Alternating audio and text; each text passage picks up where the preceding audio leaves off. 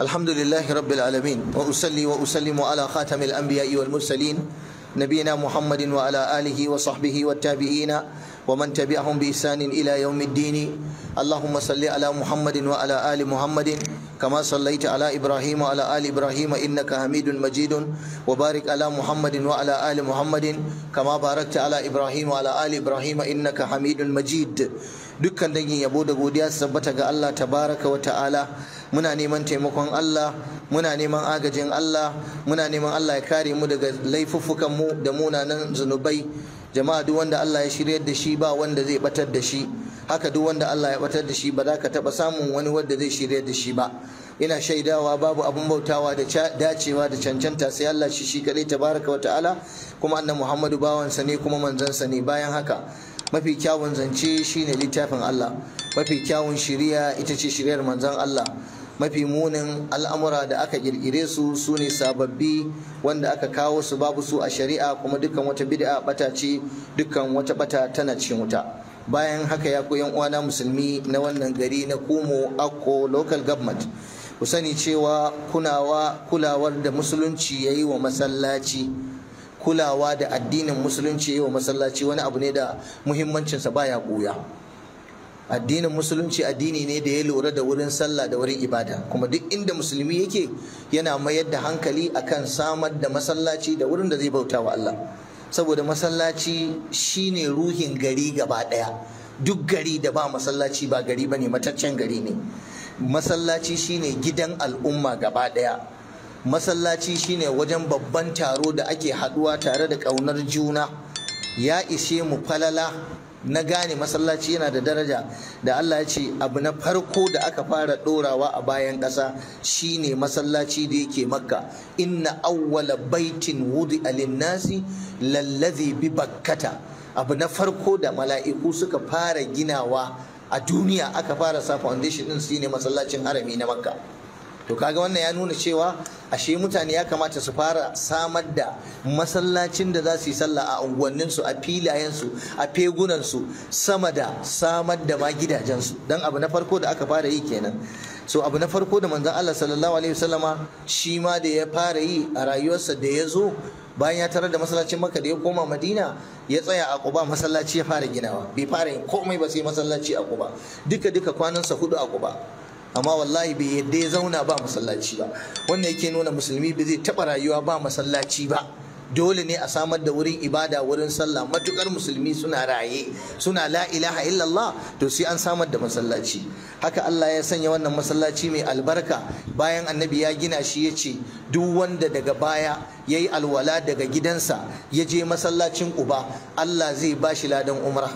Ka duba, umrar da ba sai ka yi biza ba kenan. In dai mutum ya tashi daga gida ya je masallacin Quba yayi raka'a 2 yana da ladan umra. Yanzu nan duk alhaji idan ya je Makka ya je Madina sai ya je Quba ya salla raka'a 2. Kaga masallaci kenan shine wurin farko da annabi ya fara assasawa. Daga nan ranar Juma'a ya kama hanya ya tafi sallallahu alaihi wasallama, ya isa Madina. Da ya je Madina ana ta jansa ana cewa ya Rasulullah zo ka sauka a gidanmu, ya manzon Allah zo ka sauka a gidanmu. Al-Ansar kenan suna ta runguma annabi. Yace a'a ku kyale ni sai na fara assasa masallaci. Taguwarsa ta zo ta tsuguna a wani guri, sai ce to nan Allah ya umarce ni da ne masallaci. Kafin ya je gida, kafin ya je masaukinsa, sai da ya tambaya ce wannan filin nawaye, a gaya mana nawa ne kudinsa za mu fara foundation din masallaci kafin ya shiga gida. Hakan aka yi ta tafka ciniki. Masu wurin suka ce ba za su sayar ba, kyauta za su bayar saboda Allah. Manzo Allah ce a'a za mu ba ku kuɗi. Kaga ashe yana da asali tushe a sa kuɗi a sayi wuri a gina masallaci.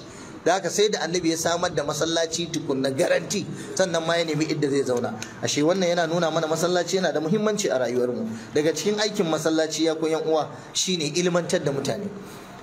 Lalle masallaci sai an yi karatu, an karantar da mutane. Shi yasa ake tafsirai a masallaci, shi yasa ake nasiha a masallaci, shi yasa ake hudubar juma'a a masallaci. Dan yana daga cikin aikin masallaci koya wa mutane ilimi, a koya musu sallah, a koya musu alwala, a koya musu tsarki, a koya musu shugabanci, a koya musu jagoranci, a koya musu kasuwanci, duka a masallaci. Kenan daga cikin ayyuka na masallaci ya kamata a samu ilmantarwa. Kenan yana daga cikin muhimmanci liman da zai koyar da zai yi sallah to ya zama yana da kokari da ilimi ilimin da zai iya koya wa mutane alwala, zai iya koya wa mutane tsarki, zai iya koya wa mutane mu'amala. In an yi masa fatawa, masallata suka yi masa fatawa, zai iya bayar da amsa. To wannan wajibi ne mu kula da wannan, dan shine abin da musulunci ya ainihin koyar da mu. Sannan masallaci shine jami'a ta farko, university ta farko da aka hadu aka ba da ilimi. Daga cikin masallaci ne malaman musulunci suka samu ilimi, suka yada shi a duniya gaba daya. Shi yasa annabi ko jinkiri bai yi ba, yana zuwa Madina abin da ya fara yi shine gina masallaci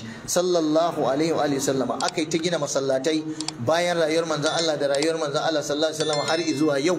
Mu ma gashi a wannan gari na Kumu Akko local government mun gina masallaci dan mu yi sallah, dan mu yi karatu, dan mu yi ibada, dan mu hada kawukan mu, dan mu zo mu bauta wa Allah tabaraka wa ta'ala.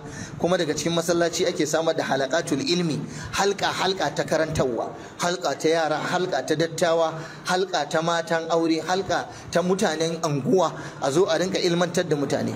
Daga cikin masallatai ne aka samu manya-manyan malamai na duniya suka zama manya-manyan profesoshi, emeritus sama da ma emeritus, saboda dalilin masallaci suka samu ilimi. Duk wani malami da kaji ya shahara a duniya to kaji cewa yayi karatu a masallaci.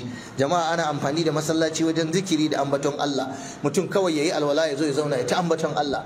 Ana amfani da masallaci wajen yin addu'a, ana amfani da masallaci wajen karanta alqur'ani, ana amfani da masallaci wajen daura aure, ana amfani da masallaci wajen sulhu, ana amfani da masallaci wajen mitin, ana amfani da masallaci wajen raya taimakon marayu da dukkan abin da zai amfani al'umma gabaki daya. Dan haka ku yi amfani da wannan masallaci naku dan yin waɗannan ayyuka da aka faɗa muku a cikin waɗannan hudubobi. Ku sani cewa a masallaci ne za mu koyi fannin rayuwa, a masallaci ne za mu koyi ɗabi'u kyawawa na ƙwarai, yaya za mu zauna da mutane, yaya za mu girmama junanmu, yaya za mu mutunta junanmu. A masallaci ne za mu koyi ladubba, mu koya wa 'ya'yanmu ladubba, mu koya wa kawukanmu ladubba. Da masallaci ne za shi kadai ba. Don haka dole ne musulmi ku sa gudunmuwarku wajen gina masallaci, wajen raya masallaci, wajen kulawa da masallaci, hatta ilmantarwa a masallaci dole ne sai an haɗu. Shi yasa zaka ga bai zai yi a sa liman guda ɗaya ba, dan akwai gajiyawa, akwai rauni na dan adam, akwai kosawa na mutane. Shi yasa zai ga an sa limamai da yawa a masallaci. Sai ga masu karantarwa ba mutum ɗaya bane, dole a sa mutane da yawa. Sai ga watakila masu kulawa da masallaci suna nan da yawa, watakila al'umma anguwa ne, watakila wasu manyan mutane ne, watakila wasu attajirai ne, watakila wasu ɗaliban ilimi ne. Shi yasa shi kansa masallacin ba mutum da yake zuwa ke ibada a ciki ba. Haɗuwar da ake yi a zo a ibada, wannan ya nuna cewa komai na masallaci dole a haɗa ƙarfi da ƙarfi a taimaki juna. So mutane kada ku yi rowa wajen taimakon masallaci, kada ku yi rowa wajen raya masallaci. Idan baka ba da kwabanka aka gina masallaci ba, to ka zo ka ba da taimako a raya masallaci, ka nuna kishinka wajen yin sallah a masallacin, wajen ibada a masallacin. Ko mitin aka kira, zo da wuri ka nuna kana sha'awar masallacin ka za ka raya shi. Mu daina gina masallatai muna barin su suna tozarta, suna wulakanta, suna shiga halin kakani kai.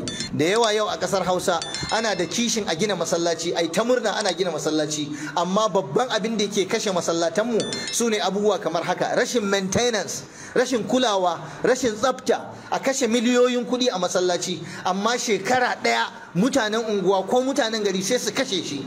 Kaga ba a shara, ba a cire yana, fanka ta lalace ba za a gyara ba, fitila ta mutu ba za a gyara ba, kaza ya lalace ba za a gyara ba, banɗakin masallaci a lalata shi, ai ta bayan gida ba a kula da shi, ba a tsaftace shi, a mai da masallaci wajen bola, a yi ta tofar da yawu a jikin bangon masallaci, a yi ta goge majina a kafet ɗin masallaci. Irin wannan ɗabi'a da Hausa Fulani muke da shi na rashin kulawa da masallatanmu, wallahi ba daidai bane. Dukkanmu muna zuwa umra, muna zuwa aikin hajji, muna ga yadda masallatai suke a Saudiya. Ka je ka ji masallaci yana kanshi, ka je ka ji masallaci da AC, ka je ka ga masallaci abin sha'awa.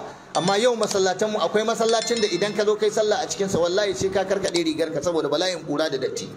Rashin kulawa, kowa bai damu ba, amma muna gyara ɗakunanmu, muna gyara falukanmu, muna gyara wuraren hutunmu, amma ɗakin Allah muna sakaci wajen kulawa da shi. So ba gina masallaci ba, ba girin ba ta yi mai.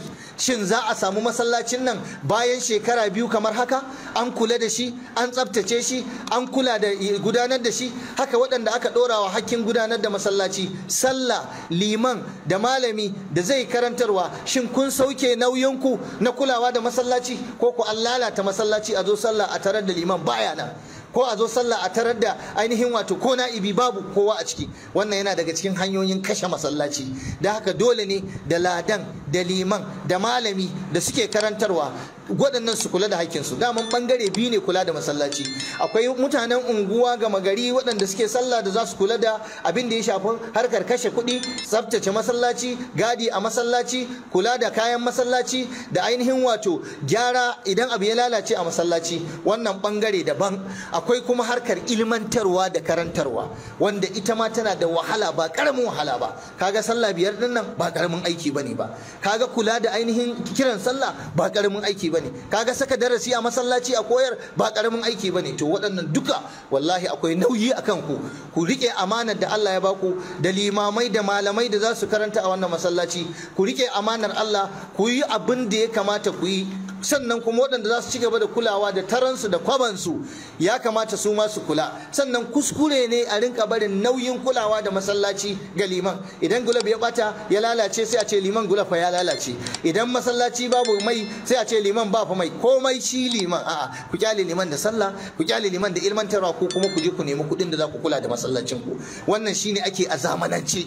Ba wai a tashi komai da komai a barwa mutum ɗaya ba. Wannan shine dalilin da yasa da yawa cikin masallatai suke mutuwa. Muna fatan yan uwa za ku kiyaye. Yanzu kun ga da aka zo za a gina masallacin Annabi sallallahu alaihi wa sallama, wallahi hadda Annabi da kansa malam da kansa yake ɗaukan dutse da bulo ya kafa ya gina, ba babba ba yaro.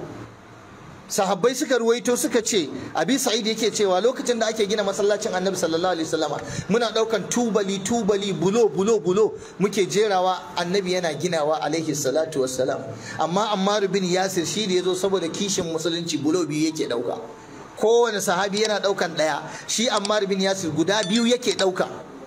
Labinataini saboda kishinsa. Annabi saboda kokarin Ammar bin Yasir sai ya zo yake share masa ƙura a jikinsa. Shi kansa manzon Allah har tumbinsa har jikinsa sai da yayi ƙura saboda ɗaukan bulan masallaci. Yanzu ya kamata a zo ana gina masallaci ka zuba ido baka sa gudunmuwar ka ba. Ya kamata a ce ana raya masallaci baka sa ainihin wato damar da Allah ya baka ba. Wannan kuskure ne, ba daidai bane. So dole ne musulmi mu gyara tunaninmu. Masallacin unguwarmu, masallacin garinmu namu ne, mu kula da shi, mu taimaka masa, a rinka sa masa turare, a rinka tsaftace shi. Annabi ya yi umarni a rinka sa masallaci turare yana kanshi, a rinka tsaftace masallaci don ɗakin Allah ne, wajen ibada ne. Don haka a haɗa ƙarfi da ƙarfe. Manzo Allah sallallahu alaihi wa sallama ya ce Allah ya sanya mun ƙasa ta zama masallaci. Duk inda aka samu dama to a gina masallaci a yi sallah. Sannan masallaci ana amfani da shi wajen samar da haɗin kan al'umma, ba wai a raba kan al'umma ba. A samar da duk abin da za a daidaita mutane su zauna lafiya, a samar da zaman lafiya a duniya, a samar da zaman lafiya a jiha, a samar da zaman lafiya a gari. Wannan yana daga cikin aikin masallaci, aikin jagororin masallaci. Kada a bari fitina ta tashi daga masallaci, kada a bari fada ya tashi daga masallaci, kada a mai da masallaci dandalin yada harkoki na siyasa, maganganu na siyasa, maganganu na son zuciya, maganganu na goyon bayan wani ko sukan wani. Kada a mai da masallaci ya zama wannan tsari. Ya ku limamai, ya ku jagorori, ya ku masu karantarwa, ku rike amanar Allah akan masallaci. Masallaci na kowa da kowa ne. Duk musulmi da yake sha'awar ya zo ya sallah wurinsa ne, gidansa ne, kuma dole a kare masa mutuncinsa, a kare masa fahimtarsa, a kare masa ainihin wato ra'ayinsa, a kare masa dukkan abin da zai tsare mutuncinsa wanda bai saba wa shari'ar musulunci ba. Don haka kada a yi amfani da masallaci wajen raba kan mutane, wajen watsa mutane, wajen cin mutuncin mutane, wajen amfani da mumbari na masallacin juma'a ana yada wata manufa da Allah bai yadda da ita ba, ko annabi bai yadda da ita ba, ko al'umma ba su yadda da wannan abun ba, saboda son zuciya na wani mutum guda ɗaya, ko liman ko na'ibinsa ko mataimakinsa ko wani daga cikin jami'ai da suke kulawa da masallaci. Lalle a rike amanar masallaci. Duk abin da zai iya kawo fitina ko wani ra'ayi to a yi kokari a kautar da shi, kawai a karantar da mutane Allah ya ce, annabi ya ce, a musu bayani na shari'a, kuma a kula da ainihin wato duk abin da zai tayar da hankali. Allah kiyaye mu. Manzo Allah sallallahu alaihi wasallam ya gaya mana cewa akwai wasu mutane guda 7 da Allah zai sa su a inuwa ranar tashi alkiyama, ranar da babu wata inuwa in ba tasa ba.